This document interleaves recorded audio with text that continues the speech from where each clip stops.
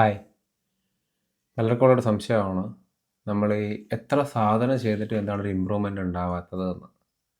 അതായത് നമ്മൾ കുറേ നാളായിട്ട് സാധന ചെയ്യുന്നുണ്ട്. പല പ്രാക്ടീസ് എന്തോ ആവട്ടെ, ഭജന ആവട്ടെ, മന്ത്രജപം ആവട്ടെ, ഇനി മെഡിറ്റേഷൻ ആവട്ടെ, ആത്മവിചാരം ആവട്ടെ, എന്ത് ചെയ്തിട്ടൊരു ഡെവലപ്മെൻ്റ് ഉണ്ടാവുന്നില്ല.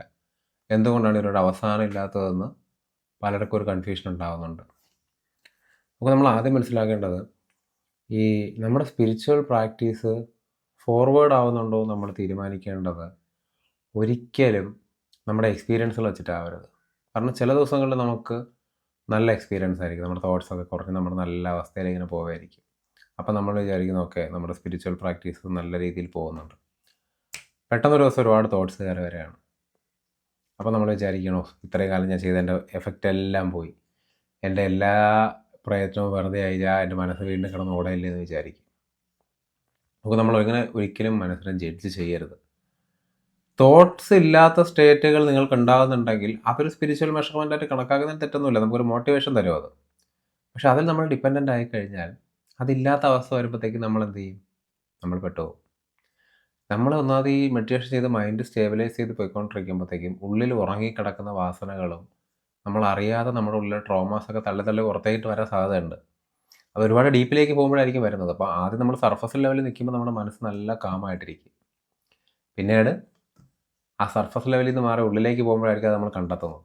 അപ്പോഴായിരിക്കും നമുക്ക് ഇറിറ്റേഷൻ ഉണ്ടാകുന്നത്. അപ്പോൾ നമ്മൾ തന്നെ ആലോചിക്കുമോ, ഞാൻ കഴിഞ്ഞ ദിവസം പോയപ്പോൾ എന്ത് സുഖമായിരുന്നു എനിക്ക് മെഡിറ്റേഷൻ ചെയ്തപ്പോൾ, ഇന്ന് എനിക്ക് എന്ത് ബുദ്ധിമുട്ടാണ്, എനിക്കൊരു സ്വസ്ഥതയും കിട്ടുന്നില്ല. സത്യമായി ഇത് മനസ്സിൻ്റെ തന്നെ ഒരു കളിയാണെന്ന് പറയേണ്ടിയിരിക്കുന്നു. കാരണം മനസ്സിൻ്റെ ജോലി എന്ന് പറയുന്നത് നിങ്ങൾ പറയും മെഡിറ്റേഷൻ ചെയ്യുമ്പോഴത്തേക്കും ഉടനെ പോയി അങ്ങ് മരിച്ചു കളയുക എന്നുള്ളതല്ല. മനസ്സ് അതിൻ്റെ നിലനിൽപ്പിന് വേണ്ടിയിട്ട് പല കാര്യങ്ങളും ചെയ്യും. സോ മനസ്സിൻ്റെ മൂവ്മെൻറ്റ് വെച്ച് നിങ്ങളുടെ സ്പിരിച്വൽ പ്രോഗ്രസ്സിൽ നിങ്ങൾ അളക്കാൻ ശ്രമിച്ചു കഴിഞ്ഞാൽ ഒരിക്കലും സാധിക്കില്ല. ഒന്നാമത് മനസ്സിന് നമ്മുടെ സ്പിരിച്വൽ ഗ്രോത്ത് അല്ലെങ്കിൽ നമ്മുടെ ആത്മീയപരമായ വളർച്ചയെ അളക്കാൻ സാധിക്കില്ല. മനസ്സ് വെച്ച് നമ്മൾ അതിനെ മെഷർ ചെയ്യാൻ നോക്കുന്നത് കൊണ്ടാണ് നമുക്ക് മിസ്റ്റേക്ക് ഉണ്ടാകുന്നത്. ശരിക്കും നമ്മുടെ പ്രാക്ടീസിനെ നമ്മൾ മനസ്സ് വെച്ച് ജഡ്ജ് ചെയ്യാൻ നോക്കിക്കഴിഞ്ഞാൽ അത് തന്നെ ഒരു വലിയ മണ്ടത്തരമാണ്. അതുകൊണ്ട് തന്നെ നമ്മുടെ പ്രാക്ടീസ് താഴേക്ക് പോയെന്നിരിക്കുക. നമ്മൾ ലെറ്റ് ദ മൈൻഡ് ബി. മനസ്സെന്തോ പറഞ്ഞോട്ടെ, എന്തോ ചെയ്തോട്ടെ, അത് വിട്ടേക്ക്. പ്രാക്ടീസിൽ ഫോക്കസ് ചെയ്ത് അത് കൃത്യമായി ചെയ്തു പോവുക. മനസ്സ് നമുക്ക് പലപ്പോഴും ഉണ്ടാക്കി തരുന്ന ഒരു പ്രധാന സംശയം, എൻ്റെ പ്രാക്ടീസ് ശരിയാണോ, ഞാൻ ചെയ്യുന്ന ആത്മവിചാരം ശരിയാണോ, ഞാൻ ചെയ്യുന്ന ഈ ഭജന ശരിയാണോ, ഇത്ര കൺഫ്യൂഷൻ ആയിരിക്കും. ആ കൺഫ്യൂഷൻ ഒറ്റ ഉദ്ദേശമേ ഉള്ളൂ, നിങ്ങൾ എന്താണോ ചെയ്തുകൊണ്ടിരിക്കുന്നത് അത് നിർത്തിക്കുക എന്നുള്ളത്, അല്ലെങ്കിൽ അതിനെ ഒന്ന് ഷേക്ക് ചെയ്യുക എന്നുള്ളത്. ഒരിക്കലും ചെയ്യരുത്.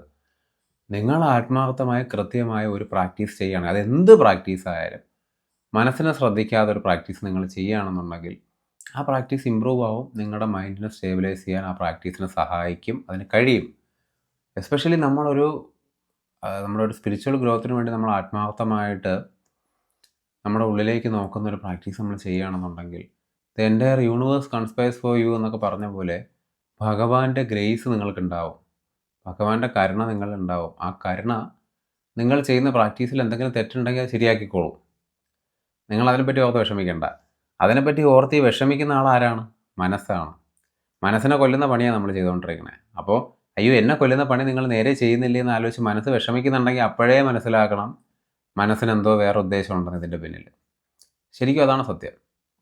പിന്നെ ആത്മവിചാരം ചെയ്യുന്നവരോട് എനിക്ക് പൊതുവെ പറയാനുള്ളത്, ആത്മവിചാരം എന്നല്ല ഏത് പ്രാക്ടീസ് ആയാലും നമ്മൾ മൈൻഡിനെ ഇൻവേർട്ട് ചെയ്ത് വൺ പോയിൻറ്റഡ് ആക്കിയോ അല്ലെങ്കിൽ നമ്മുടെ ഉള്ളിലേക്ക് നോക്കിയോ ഒക്കെ കൊണ്ടുപോകുമ്പോൾ ഈ അണ്ണാമലൈ സ്വാമി പറഞ്ഞ ഒരു ഉദാഹരണമുണ്ട്. നമ്മൾ ഈ വിറവ് ഉണക്കുന്ന പോലെയാണ്, നനഞ്ഞൊരു വിറവിനെ ഉണക്കുന്ന പോലെയാണ് നമ്മൾ ഈ പരിപാടി ചെയ്തുകൊണ്ടിരിക്കുന്നത്. നമ്മൾ എത്രത്തോളം ആത്മവിചാരം ചെയ്യുന്നോ അത്രത്തോളം ഈ വിറക് ഉണങ്ങി വരും. നല്ല ഡ്രൈ ആകുമ്പോൾ അതിൽ ഇഗ്നൈറ്റ് ചെയ്യാൻ, തീ പിടിപ്പിക്കാൻ വളരെ എളുപ്പം. എന്നാലൊരു പ്രശ്നമുണ്ട് ഇതിന്. നമ്മളിങ്ങനെ കുറേ നാൾ ആത്മവിചാരം ചെയ്തു, പിന്നീട് നമ്മൾ നമ്മൾ ആ ഒരു പ്രാക്ടീസിൻ്റെ ഒരു കണ്ടിന്യൂസ് നമ്മൾ മറന്നുപോയി. നമ്മൾ വീണ്ടും ഔട്ട്സൈഡ് വേൾഡിൽ വളരെ ഇൻവോൾവ് ആയി പോവുകയാണ്. 24 മണിക്കൂർ ആത്മവിചാരം ചെയ്യാൻ പറ്റില്ലായിരിക്കാം, പക്ഷേ എന്നാലും ദിവസത്തെ ഒരു നേരമെങ്കിലും ചെയ്യാമല്ലോ. അപ്പോൾ നമ്മൾ വീണ്ടും ഔട്ട്സൈഡ് വേൾഡിൽ ഭയങ്കരമായിട്ട് ഇൻവോൾവ് ആകുമ്പോൾ നമ്മൾ ഇത്രയും കാലം ഉണക്കി എടുത്ത ആ ഒരു തടി കഷ്ണത്തെ നമ്മൾ വീണ്ടും വെള്ളം കോരി ഒഴിക്കുന്ന പരിപാടിയാണ് നമ്മൾ ഈ ഔട്ട്സൈഡ് വേൾഡിൽ ഇൻവോൾവ് ആവുകയും നമ്മുടെ മൈൻഡിനെ ഫുള്ളി അറ്റാച്ച്ഡ് ആക്കുകയും ചെയ്യുന്നത്. സോ അങ്ങനെ നിങ്ങൾ ചെയ്യുന്നുണ്ടെങ്കിൽ ഓബിയസ്ലി നിങ്ങൾ ഇത്രയും കാലം കൊണ്ട് നേടിയ സ്പിരിച്വൽ പ്രാക്ടീസ് താഴേക്ക് പോകാം. അതിൽ യാതൊരു സംശയവും വേണ്ട. സോ കൺസിസ്റ്റൻസിയാണ് പ്രധാനം. കൺസിസ്റ്റൻസി ഇസ് ദ കീ എന്ന് ഞാൻ എല്ലാവരോടും എല്ലാ കാര്യത്തിലും പറയും. നിങ്ങൾ ആത്മവിചാരമല്ല, ആത്മീയ പാതയല്ല, എന്ത് കാര്യം ചെയ്യാൻ ഉദ്ദേശിച്ചാലും കൺസിസ്റ്റൻസി ഈസ് ദ കീ. കൺസിസ്റ്റൻ്റായിട്ട് നിങ്ങൾ നിന്നാൽ, കൺസിസ്റ്റൻസി നിങ്ങൾ കീപ്പ് ചെയ്ത് കഴിഞ്ഞാൽ നിങ്ങൾ ചെയ്യുന്ന കാര്യത്തിൽ നിങ്ങൾ ബെറ്റർ ആവും. പാട്ട് പഠിക്കാൻ പോയാലും, എഴുതാൻ പോയാലും, വരയ്ക്കാൻ പോയാലും, എന്ത് ചെയ്താലും കൺസിസ്റ്റൻസി എന്ന് പറയുന്ന ഒരൊറ്റ സാധനം മതി നിങ്ങൾ ചെയ്യുന്ന കാര്യത്തിൽ നിങ്ങൾ ബെറ്റർ ആവാൻ വേണ്ടിയിട്ട്. വേറെ ഒന്നും വേണ്ട. Okay, I hope you get it അല്ലേ? ഇനിയൊരു കാര്യം കൂടെ പറയാം. ഈ നമ്മുടെ സ്പിരിച്വൽ പ്രാക്ടീസിനെ അളക്കാൻ വേണ്ടി പലരും ആലോചിക്കുന്നത് ഈ മൈൻഡിൻ്റെ ഒരു വെമ്പരം കൊണ്ടാണ്. അപ്പോൾ നിങ്ങൾ വളരെ കൺഫ്യൂസ്ഡ് ആയ തോട്ട്സ് വന്ന് നിൽക്കുന്ന സമയത്ത് നിങ്ങൾക്ക് പലപ്പോഴും തോന്നും, ഓക്കെ എൻ്റെ സ്പിരിച്വൽ പ്രോഗ്രസ് താഴോട്ടാണ് എന്ന് തോന്നും. പക്ഷേ ശരിക്കും നിങ്ങൾ ആ തോന്നലിൽ അപ്പോൾ ഈ പ്രാക്ടീസ് നടത്തുകയോ, അല്ലെങ്കിൽ ഈ തോന്നൽ ഇങ്ങനെ ആയിരിക്കും, എൻ്റെ പ്രാക്ടീസ് ഞാൻ ചെയ്യുന്നത് തെറ്റായിരിക്കും, അതായിരിക്കും എനിക്ക് കുറേ ദിവസം തോട്ട്സ് ഇല്ലായിരുന്നിട്ട് പെട്ടെന്ന് തോട്ട്സ് കയറി വരുന്നു, അപ്പോൾ ഞാൻ ഇത്രയും ദിവസം ചെയ്തത് ശരിയായിരുന്നു, ഇന്ന് ചെയ്തത് തെറ്റിപ്പോയി, അല്ലെങ്കിൽ ഞാൻ ചെയ്തായിരുന്നു മിസ്റ്റേക്ക് സംഭവിച്ചു എന്ന് നിങ്ങൾ വിചാരിച്ച പോയി. ശരിക്കും പറഞ്ഞാൽ നിങ്ങൾ ചിലപ്പോൾ ലാസ്റ്റ് മൂമെൻറ്റിലായിരിക്കും.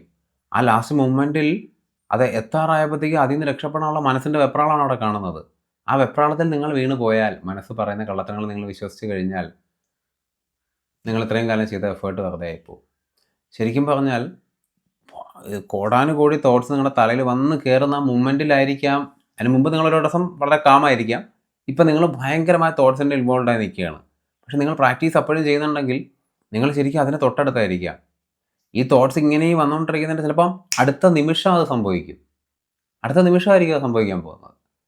പക്ഷെ നമ്മളപ്പോൾ ഈ തോട്ട്സിനെ വിശ്വസിച്ച് നമ്മൾ ചെയ്യുന്ന പ്രാക്ടീസിൽ ഡൗട്ടായി, അല്ലെങ്കിൽ ഞാൻ ഇത്രയും നേരം നല്ല സ്വസ്ഥമായിട്ടിരുന്ന ഞാൻ ഇത്രയും കാലം പ്രാക്ടീസ് ചെയ്ത് എനിക്ക് വീണ്ടും മനസ്സ് കയറി വരുന്നുണ്ടല്ലോ എന്ന് ചിന്തിച്ച് നിങ്ങളപ്പോൾ ചെയ്യുന്ന കാര്യം നിർത്തിയാൽ ഡെഫിനറ്റ്ലി എന്താണ് സംഭവിക്കുന്നത് അറിയാമല്ലോ.